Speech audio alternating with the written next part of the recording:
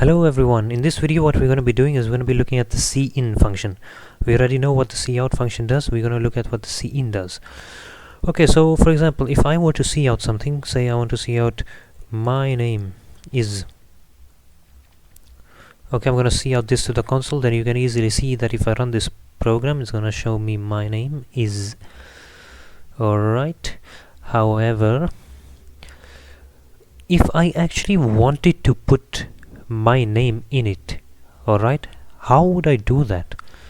Well, I would use cin, of course. So the way cin works is like this: you put cin and cin is input. Okay, you can say c output, c input. Okay, so cin would be like single, double, angular brackets, and I would say I have to put a variable here. Alright, so meaning whatever I input into the console is gonna get stored into a variable. So since our previous lesson was about variables and data types, then what we can do is we can create a variable. So I'm gonna say x. I'm just gonna call it x is equal to, or not equal to. Okay, I'm just gonna keep it like that. Now there's two ways, by the way, to create a variable. One is called int x. Okay, now this is where I create x as the variable, but I don't assign x a value. However, I can also go ahead and just assign it a value as well. That's also correct, but I just don't want to assign it a value, so I'm just going to keep it like that. Then cin x. Alright, now if I save it and I run it, you can see my name is, and it's asking me to enter the name. So I'm just gonna say my name is computing, but look, computing portal, that's my name. Now if I press enter, it can say with return value 0. Sure, but there's a bit of an issue.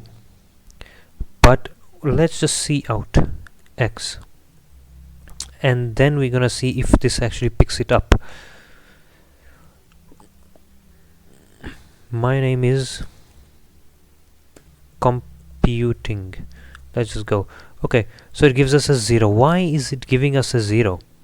Computing, but 0. Return value is 0. And why is this a 0? It should have actually output computing. So why did that happen? Well, because remember, we declared our x as an integer, so it's only gonna accept integer values. So in order for it to accept our name has a data type of what? Look, computing, if you say computing portal, right? So this is actually a string. So what we want to do is we want to make this a string of characters. So string x and input x, and then we're gonna cout x. So let's check if this works. We're gonna run it again.